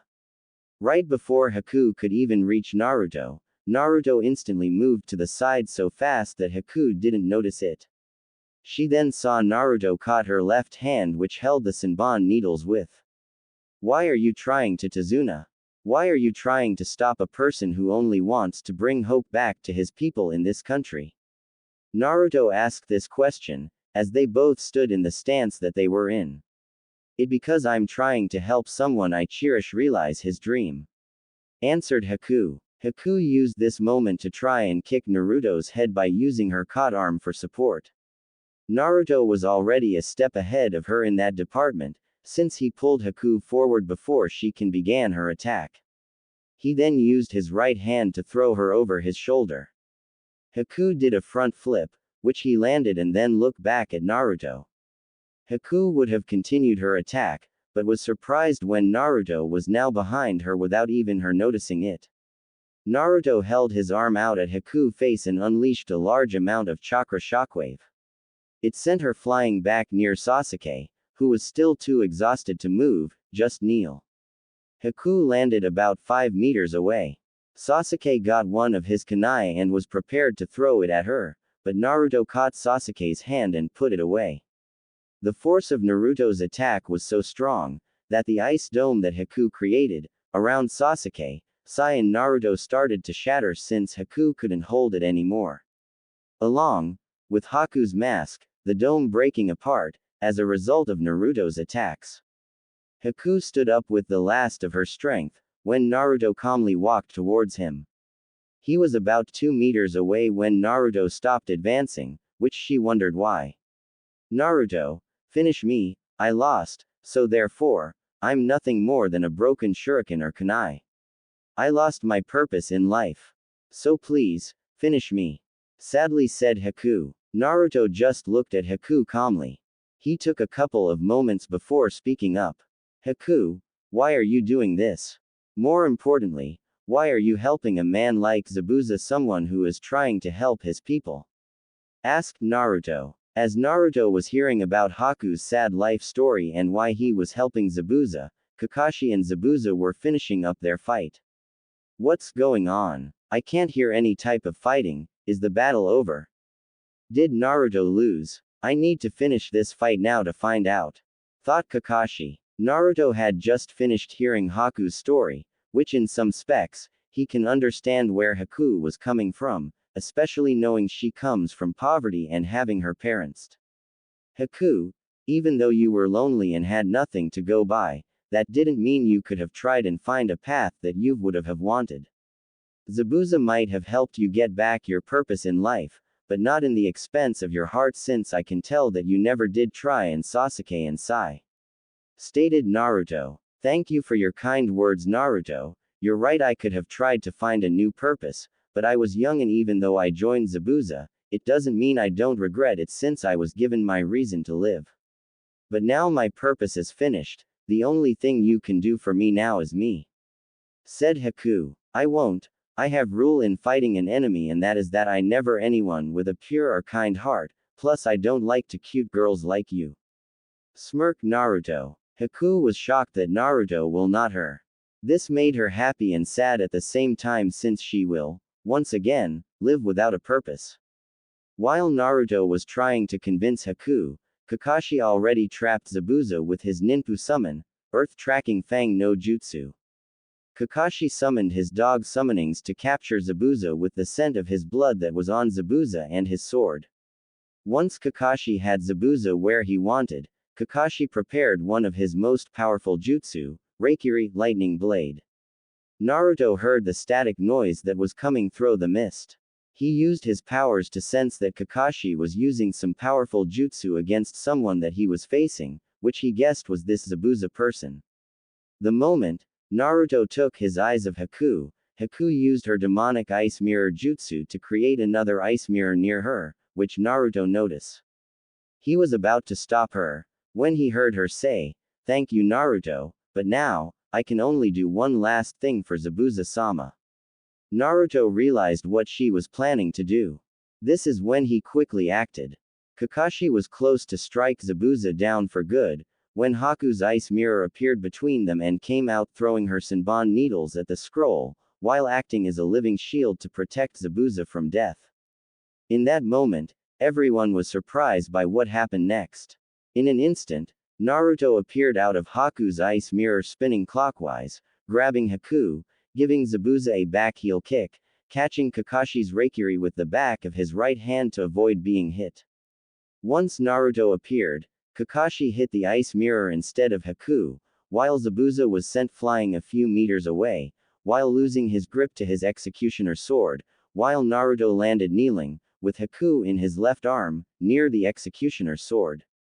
The speed that saved Haku and Zabuza was amazing, while Kakashi's attack hit the mirror and then the ground, creating a blast that blew the mist away from him. Sakura and Tazuna were finally able to see what was happening within the mist. They saw Kakashi getting up from a cracking crater hole in the bridge, while Zabuza was struggling to get up. Naruto held Haku near him as he looked at both Kakashi and Zabuza. Both of them looked at Naruto, who just came and stopped them in an instant. Naruto gently put Haku down, which she was stunned about how fast Naruto was, and looked at them saying, "Even though this is your fight, I won't let an innocent soul like Haku die," calmly speaking, while looking behind Zabuza. "Besides, we got company." Glaring behind Zabuza, everyone looked to see that hidden in the mist was Geto. Behind Geto were dozens of thugs with weapons around them. "Ooh, you're getting your kicked. How disappointing," Zabuza said Geto. Zabuza questioned on what Geto was doing here, which he answered. Geto was going to betray Zabuza from the beginning, using missing nin to fight other nin, and once they were weakened, he will them with numbers of thugs and bandits. "Kakashi, I'm sorry, this fight is over. Now I have no reason to Tazuna, we have no reason to fight, we have no quarrel," stated Zabuza. Kakashi agreed since Zabuza was only fighting them for money. Geto looked at everyone and thought of how he is going to enjoying everyone here. Geto continue on how he going to Tazuna, as well as them, and destroy the bridge to destroy what's left of village's hope. But before he could say anything else, someone yelled out, "Oh, just die already." Everyone looked at Naruto as his right arm was in a thrown position. Geto looked confused, but looked closely in his chest. Geto saw something thin with a sharp end. "I recommend that you don't pull that out, since that is the only thing keeping you alive for now. But in about 4 minutes, you're not gonna be around much longer," stated Naruto. Everyone was shocked on what happened. Naruto'd Geto with one of Haku's Senbon needles that was slowly delaying his death. "Yo, you bastard, how dare you do this to me? I'll have your head," yelled Geto. "You're not the first to say that, and you'll not be the last." Naruto muttered the last part of his sentence. Geto ordered his thugs to every one of them, since he doesn't have much time left. Sasuke and Sai were luckily behind on their far left, where Zabuza and Kakashi had their battle. Naruto was out in front ready to fight them with a look of confidence. All of the thugs were ready to run and take down Naruto, when a single arrow, out of nowhere, landed right in front of the thugs. Everyone wondered where it came from. Naruto just smirked, then said, "Well, it's about time he showed up. And oh my, he brought friends." As he looked behind him, there behind Tazuna and Sakura was Inari with the villagers, armed with pans and stuff to defend their home. But as soon as the thugs saw this, they began to get nervous, but one of them reminds them that they had the advantage in weapons and stuff. This got them to dig out whatever courage they had, which the ones with bows got their arrows ready to fire. There was over half of the thugs, carrying arrow launchers and bows, which would count for less than 100 arrows being shot at all the villagers. The thugs were ready to fire, which they were aiming to hit the villagers and everyone else. Kakashi was thinking on what to do since he doesn't have much chakra left. Zabuza was in worse shape, while Haku was exhausted. Sai and Sasuke were out. Kakashi thought that Sakura can protect the villagers, but she has no real physical strength for this. He watched as they fired all the arrows towards them. The villagers were in a panic since they were going to die. Everything seems to slow down for everyone. It was then, they all saw a miracle. Just as the arrows were halfway towards them, 100 or so crimson-covered bladed whips came out of nowhere and struck each arrow to block them, which it did. Everyone was stunned when the arrows were stopped like that. Everyone wondered where it came from, but then heard Naruto laughing. "Inari." Naruto looked back at Inari. "You've started taking up your father's mantle with this first step.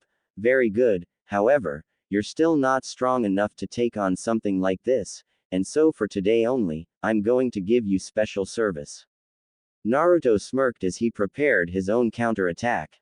The thugs were ready, when Naruto picked up Zabuza's sword and wielded it with only one arm like an expert with a katana, except the size was different.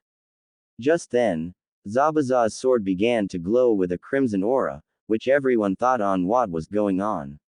Now then, I don't really like to show off, but in this case, I'm going to show you what I can do, said Naruto. Just then, a crimson glow stretched from Zabuza's sword into a separate sword but smaller. Naruto then dropped Zabuza's sword into the ground and completely focused on the crimson light that turned silver then to metal with a crimson glow outline. He then molded it artistically that constantly and shapely turned into another type of sword. Naruto continues to do this, showing the exotic designs in front of everyone. Everyone couldn't believe on what Naruto was doing. Here boys, you better spread the word on what I'm about to do as well as the name that did this. My name is Naruto of the Thousand Blade, the master of Kinzuko no Rirasu metal release. Naruto introduced himself. The new sword separated into more than 24 types of swords which he showed his control by spinning them around him. Kakashi and the others were shocked on what's going since now. Kakashi can feel Naruto's chakra which was just as strong as his, but he can also sense something else, something that is mixing with it. But what was more unbelievable was the fact that Naruto said he can wield and create metal. The next thing that happened was outstanding. The thugs were caught off guard when dozens and dozens of swords fell from the sky and landed inside the crowd of thugs, which freaked everyone. Naruto smirked. Now boys, that was just for show, but I will go all out on you all if you don't leave, since if you don't I'll turn you all into Swiss cheese. As Naruto handled a sword that was now bigger than Zabuza's sword with ease. This got what Naruto wanted, since all the thugs started to run away towards the boat that Gato used to bring them here. Naruto smirked as the thugs and bandits ran away from the bridge towards the boat. He turned around to smile at everyone, while sticking his sword into the bridge. Gato just stared at what Naruto just did. He was trapped in a circle of sword that pinned him down, while the other swords made openings for the thugs to leave. Gato was so angry. He was going to Naruto himself, but he started to feel his heart starting to slow down. Gato tried to fight it, but the death blow that Naruto gave him was just too much. With the last of his strength, Gato grabbed and pulled out one of the swords that Naruto created. He was ready to swing it like it was a buzzsaw. Right before Gato can throw the sword at Naruto, Naruto sensed on what Gato was about to do. Naruto just opened his hand then made it to a fist. Gato was going to throw the sword, when the sword suddenly glows then unleashed dozens of spikes from it that impaled Gato. Everyone saw how Gato was struck down by the sword that he was about to throw at Naruto. Everyone was scared at how Naruto would do it, as well as the glare and the intent that he was giving off. Naruto then whined down on the whole bloodlust thing and looked at the villager and said, "Let's just keep that incident as our little secret, alright." After years of hard treatment from Gato, Gato was finally dead and the people of Nami no Kuni are free. 2 weeks later, after the events with Gato ended, everything seems to have gotten better. With Gato gone, Tazuna was able to complete the bridge with Naruto helping fixing on what he destroyed or dented with his swords, which they disappeared as soon as he touched them. Kakashi, Zabuza, Sai and Sasuke were in bed, being nursed back to health by Tsunami and Sakura, somewhat. After the battle on the bridge, everyone that was injured was quickly brought to Tazuna's house. Kakashi was placed in bed because of his use of the Sharingan.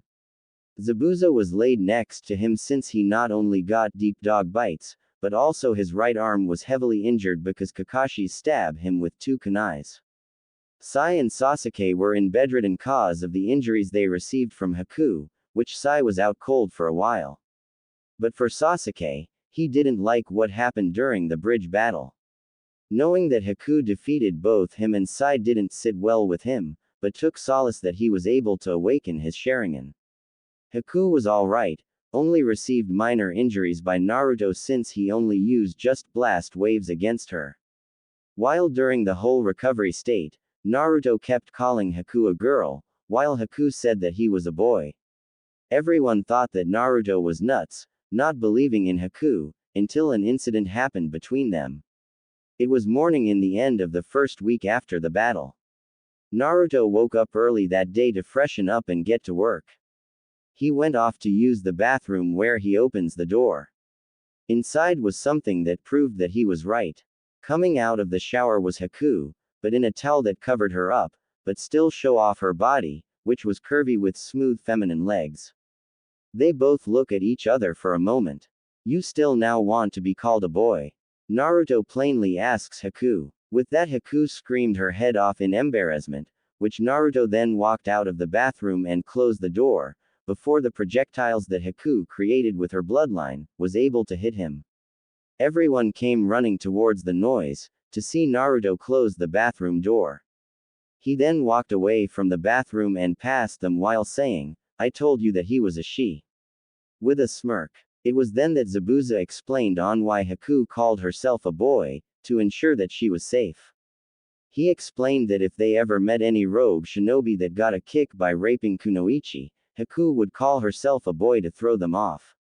This, everyone agreed that it was a good idea, especially since the way she dressed made it hard for her to identify if she was a girl or boy.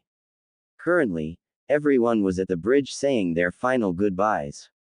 Zabuza and Haku already left to go back to the Mizu no Kuni since news about the bloodline war ending with a new Mizukage in charge. Hopefully, with a new Mizukage, both Zabuza and Haku would be allowed to live back home. For Naruto, he was going to travel with Kakashi and his Genin team, Team 7, back to Konoha. With some heartwarming goodbyes, they all left, while Tazuna and his family thought about how thankfully they are for their help. "So what are we going to name the bridge?" asked a villager. "I believe we should call it the Thousand Blade Bridge, for the one who helped bring back our village's hope and courage."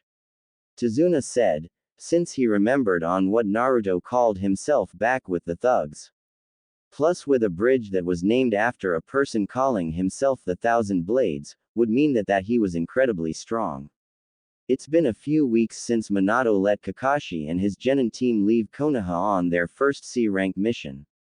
He did get a progress report from Kakashi once in a while during the time, but it wasn't anything serious. Just as Minato was about to call it a day and go and pick up his daughter from the academy, Minato heard his door knock. He allowed the person to come in to see his assistants open the door to Kakashi's summoning dog, Pakun. "Hey Pakun, how are you? Is this another report from Kakashi?" greeted Minato. "I'm doing great, and yeah, this is in fact the final report to you since Kakashi said mission complete. This is the final progress report before Kakashi comes back to Konoha with his squad," answered Pakun. Minato nodded, in which he got the scroll from Pakun, which Pakun poofed away. He opened the scroll to start reading its context. He read that Zabuza and Haku were now going back to Kiri, after hearing that the bloodline war was over and the Yondaime Mizukage was dead. He also read that Gedo was during the bridge battle, as well as Sasuke awakening his Sharingan. When Minato read this, he was surprised on what had happened. But the last part of the scroll is what got him to go wide-eyed in disbelief when he read that the bridge battle's victory was from a boy that created metal swords. "Sensei, during all this, I have tried to talk to the young boy. It was only after the bridge battle that I was able to get some answers from him. If what he said is true, then, Sensei, your son will be coming back home with us," wrote Kakashi. Minato couldn't believe on what he read in Kakashi's letter. Minato thought it was a joke but knew that Kakashi doesn't joke around like that. He smiled with a bit of tears coming down his face. He rubbed the tears away and called for an Anbu agent. "Hokage-sama," answered Anbu. "Immediately call my wife to come here in my office," ordered Minato. The Anbu nodded in agreement and left to do his task. As Minato waited for his wife to come to his office, he couldn't help but wonder on how his son grew up these past 12 years. He also began to wonder on